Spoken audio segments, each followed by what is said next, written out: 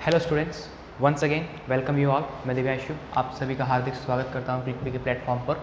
हम पढ़ रहे थे सेट्स यानी समुच्चय को, और हमने जो वेन डायग्राम है और डी मॉर्गन थ्योरम है वहाँ तक पढ़ लिया था। अब हमारे पास क्वेश्चन है, find the smallest set A such that A union 1,2 is equals to 1, 2, 3, 4 और 8। भाई ये दो सेट्स हैं, इनका यूनियन करने पे ये आ रहा है। तो ए में कौन कौन से एलिमेंट हो सकते हैं? ए में होने वाला है 3, 4 और 8। क्यों?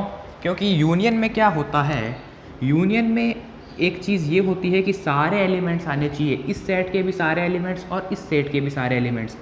तो एक पॉसिबिलिटी है 3, 4, 8, ठीक है, कि ये वाले तीनों एलिमेंट हो जाएं। एक पॉसिबिलिटी है 1, 2, 3, 4, 8, ये भी हो सकती है।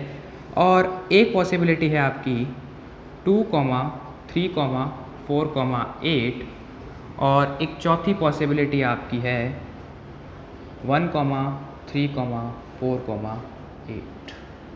ये चार पॉसिबिलिटीज़ है। इन चार पॉसिबिलिटीज़ से अगर मैं यूनियन करूं इसका, तो मुझे क्या मिल जाएगा? इसका और इसका यूनियन करूं तो भी मुझे यही मिलेगा, इसका और इस वाले ए का यूनियन करूं तो भी मुझे यही मिलेगा, इसका और इस वाले ए का यूनियन करूं तो भी मुझे यही मिलेगा, और इन दोनों का करूं तो भी मुझे यही मिलेगा। लेकिन मुझे क्या पूछा है, मुझे इस क्वेश्चन में दे रखा है कि स्मॉलेस्ट पूछ लिया। इसका मतलब जिस सेट के अंदर सबसे कम एलिमेंट्स होंगे, जिस समुच्चय के अंदर सबसे कम अवयव होंगे, वो हो जाएगा आपका स्मॉलेस्ट। मतलब छोटे से छोटा सेट पता करना है आपको, छोटे से छोटा सेट जिसका इसके साथ यूनियन करने पर, 1,2 के साथ यूनियन करने पर ऐसा आता हो। तो इसके साथ इसका यूनियन करेंगे तो छोटे से छोटा सेट यही है जिससे यूनियन करने पर ये आ जाएगा। स्मॉलेस्ट सेट यही वाला है जिससे यूनियन करने पर ये आएगा। चलो ये तो बात हो गई स्मॉलेस्ट की। अब मैं थोड़ा सा इस क्वेश्चन के अंदर चेंज कर देता हूँ, और अब मेरा जो न्यू क्वेश्चन है या सेकंड क्वेश्चन है वो मैं बोल देता हूँ लार्जेस्ट। अगर मैं लार्जेस्ट की बात करूँ, इसका मतलब बड़े से बड़ा, तो बड़े से बड़ा कौन सा होगा? लार्जेस्ट देखो 1, 2, 3, 4, 5 एलिमेंट्स आ रहे हैं, 5 अवयव आ रहे हैं, तो वो लार्जेस्ट सेट हो जाएगा। इन दोनों में 4 आ रहे हैं तो ये लार्जेस्ट नहीं होंगे, तो ये हो जाएगा आपका बड़े से बड़ा सेट। बड़े से बड़ा वो सेट जिसका 1,2 के साथ यूनियन करने पर, बड़े से बड़ा या लार्जेस्ट वो समुच्चय जिसका इसके साथ यूनियन करने पर मुझे ये मिलता हो। तो यहाँ पर दो क्वेश्चन हो गए। क्वेश्चन नंबर 1 था हमारा स्मॉलेस्ट के लिए, और जो क्वेश्चन नंबर 2 था वो हमारा लार्जेस्ट के लिए। एक ही क्वेश्चन से हमने दो क्वेश्चन कर लिए हैं। उम्मीद करता हूँ आपको यहाँ पर ये चीज़ समझ में आई होगी। और एक थोड़ी सी बेसिक चीज़ आपको मैं बता देता हूँ, पहले थोड़ी नहीं बताई है और कुछ बच्चों को पता भी होगी, कि भाई जो फाई है उसका कॉम्प्लीमेंट हमेशा क्या होता है? यूनिवर्सल सेट होता है, आपका सार्वत्रिक समुच्चय होता है। जो नल सेट, एम्प्टी सेट या वाइड सेट, जो आपका रिक्त समुच्चय है, शून्य समुच्चय होता है, उसका अगर हम पूरक लेते हैं तो सार्वत्रिक समुच्चय बन जाता है, सार्वत्रिक समुच्चय को व्यक्त करता है। तो ये चीज़ याद करेंगे। और अगर मैं उल्टी बात कर लूँ, मैं ऐसा भी लिख सकता हूँ, यू कॉम्प्लीमेंट आपका फाई। क्यों? क्योंकि U में तो सारे अवयव भी आ गए। U क्या होता है? सारे के सारे। कोई गिवन कॉन्टेक्स्ट के अंदर, कोई दिए गए संदर्भ में हम बात करते हैं तो उसका जितना सेट हम सोच सकते हैं वो क्या होता है? आपका यूनिवर्सल सेट, सार्वत्रिक समुच्चय। और उसका कॉम्प्लीमेंट मतलब क्या है? कुछ भी नहीं आना, फाई आना है, नल सेट बनना है। तो ये दोनों चीज़ें आपको समझ में आ गई होगी। ये क्वेश्चन नंबर 1 था। अब हम बात करते हैं नेक्स्ट क्वेश्चन के ऊपर। Now the question number 3 is, let a जो आपका सेट है वो है 1, 2, 4, 5 और बी है 2, 3, 5 और सी दे रखा है 4, 5, 7, 9। देन आपको वेरीफाई करने हैं फॉलोइंग्स जो नीचे दे रहे हैं। उसमें पहला पार्ट है A union B intersection C, वो इक्वल होता है A union B intersection A union C. आपको 3 सेट दे रखे हैं, ए ये है, बी ये है, सी ये है। तो आपको यहाँ पर सत्यापित करना है, नीचे जो ये दे रखे हैं उनको सत्यापित करना है, या निम्नलिखित को सत्यापित कीजिए। और ये मैं आपको कल बता चुका हूँ, ये मेरा क्या था, किसी को याद आ रहा है?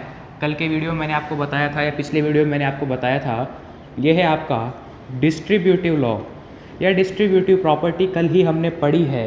क्या होता था? इस यूनियन का डिस्ट्रीब्यूशन हो गया, इसके साथ भी, इसके साथ भी, और इंटरसेक्शन क्या हो गया? बाहर आ गया। तो ये था आपका डिस्ट्रीब्यूटिव लॉ या डिस्ट्रीब्यूटिव प्रॉपर्टी। अब इसकी हम बात करें तो पहले हम बनाएंगे क्या, इधर LHS को चलाते हैं हम लेफ्ट हैंड साइड। तो पहले है B intersection C, B intersection C की अगर मैं बात करूँ तो वो मेरे पास कितना आएगा, देखिए बी में कौन कौन से एलिमेंट्स हैं, 2, 3, 5 इंटरसेक्शन आपके सी के एलिमेंट्स 4, 5, 7, 9।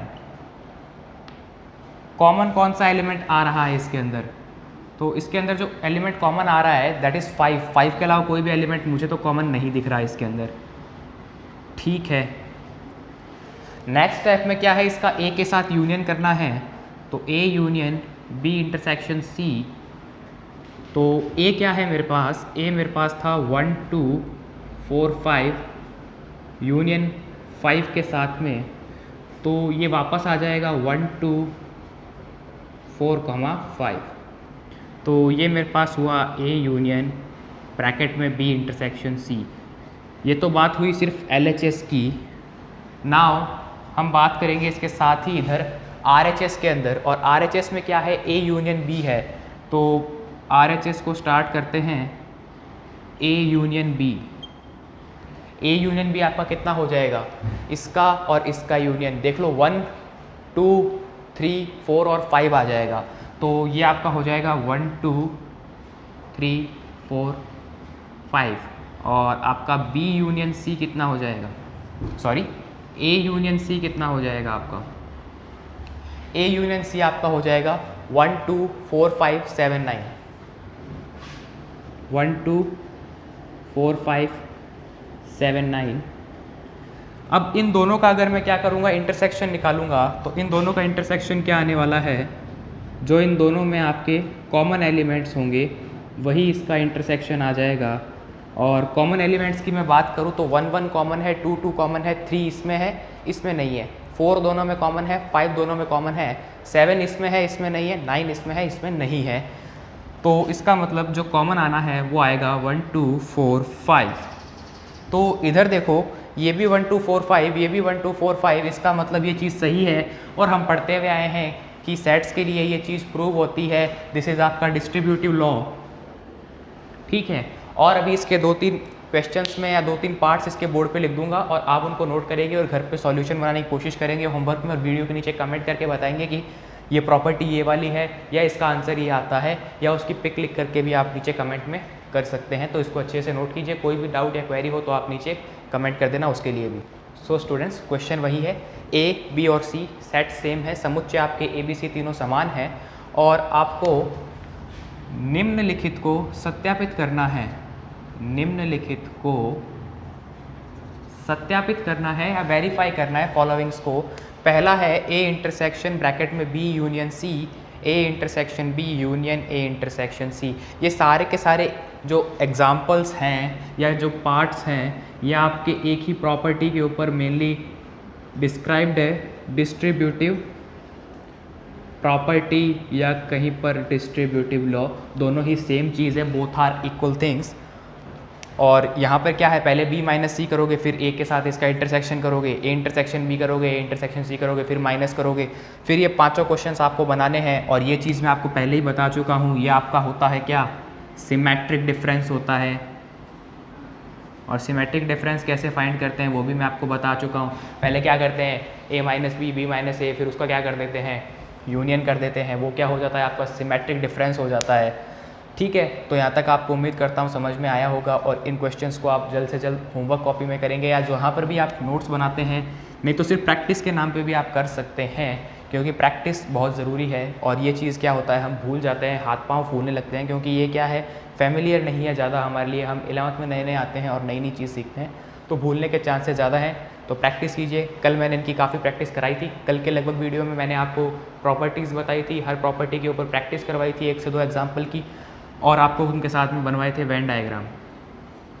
कल का काम इतना ही किया था, और आप इनमें साथ साथ वेन डायग्राम भी बनाएं, उससे आपका वेन डायग्राम भी और मजबूत होगा। और इन डिजिट्स को भी मेंशन करें, इन अंकों को भी उसके अंदर प्रदर्शित करें जो आप वेन आरेख बनाएं। तो उम्मीद करता हूँ। नाउ प्रॉब्लम नंबर 4, प्रश्न संख्या 4, if U is equals to 2, 3, 5, 7, 9 is the universal set and A 3, 7 और B 2, 5, 7, 9 यूनिवर्सल सेट सार्वत्रिक समुच्चय आपके पास ये वाला है, और दो कोई समुच्चय है A और B। तो मुझे प्रूफ करना है या सिद्ध करना है ए यूनियन बी का complement A complement intersection B complement होता है। तो बस एक करेंगे सॉल्यूशन और दूसरे वाले का सॉल्यूशन आप खुद बनाने वाले हैं। तो इधर LHS लेकर चलूँगा मैं और साइमल्टेनियसली इधर RHS को सॉल्व करवाऊँगा। ठीक है, एक तरफ LHS एक तरफ RHS। ठीक है, आपके पास जगह हो तो आप भी ऐसे कर लीजिए, नहीं तो पहले LHS कर लीजिए फिर RHS कर लीजिए। तो पहली बात A यूनियन B करना है, तो सेट A है मेरे पास 3,7 यूनियन 2,5,7,9। यूनियन का मतलब क्या हुआ, सारे एलिमेंट्स क्लब हो जाने चाहिए। तो मेरा सेट बनेगा 2, 3, 5, 7 एंड 9, यही बनेगा। इसके भी सारे एलिमेंट्स आ गए और इसके भी सारे एलिमेंट्स आ गए। तो ये तो बात हुई A यूनियन B की। अब अगर मैं बात करूँ कॉम्प्लीमेंट की, तो कॉम्प्लीमेंट हो जाएगा U में से ये पूरा का पूरा सेट माइनस हो जाएगा या इसके एलिमेंट्स हट जाएंगे। U के सारे एलिमेंट्स लिख दो जो ये वाले नहीं हो, इन एलिमेंट्स को छोड़ के U के सारे एलिमेंट्स लिख दो। तो देख लो U में कौन सा एलिमेंट बाकी रह जाएगा इन एलिमेंट्स को छोड़कर। तो मेरे हिसाब से तो कोई भी एलिमेंट बाकी नहीं रहने वाला है, क्योंकि ये भी क्या है एक तरीके से ये U ये है। देख लो ये क्या है, U ही है। A यूनियन B क्या आ गया मेरे पास, U ही आ गया। तो मैं ऐसा भी कर सकता हूँ कि U का कॉम्प्लीमेंट, और U का कॉम्प्लीमेंट क्या होता है आप सभी को पता है, U का कॉम्प्लीमेंट होता है 5। तो मेरा A यूनियन B का जो कॉम्प्लीमेंट है वो आ गया 5। U का कॉम्प्लीमेंट 5 वीडियो के स्टार्टिंग में ही आपको बताया था। अब मैं RHS की बात करता हूँ। A का कॉम्प्लीमेंट क्या हो जाएगा, A में से वो वाले एलिमेंट हटा दो, सॉरी A का कॉम्प्लीमेंट।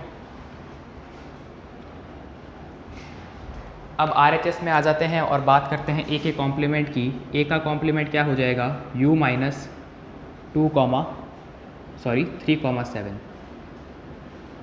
तो U माइनस 3,7, तो इसमें से 3,7 जैसे ही हटाओगे तो A कॉम्प्लीमेंट आ जाएगा 2,5,9।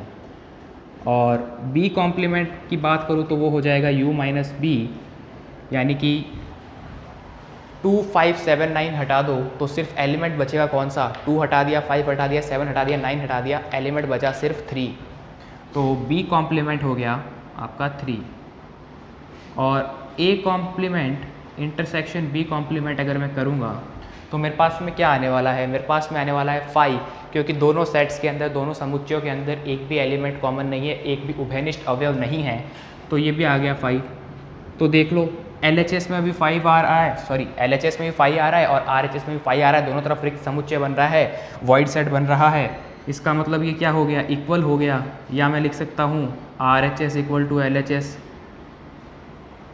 तो इससे क्या हुआ, मैंने ये चीज़ प्रूफ करके दिखा दी। सेकंड वाला आप करने वाले हैं, और अगर कल का वीडियो ध्यान से देखा हो और समझा हो तो ये दोनों की दोनों चीज़ें आपकी है क्या, मोस्ट इम्पॉर्टेंट थिंग कल ही बताई थी, ये आपकी डी मॉर्गन है।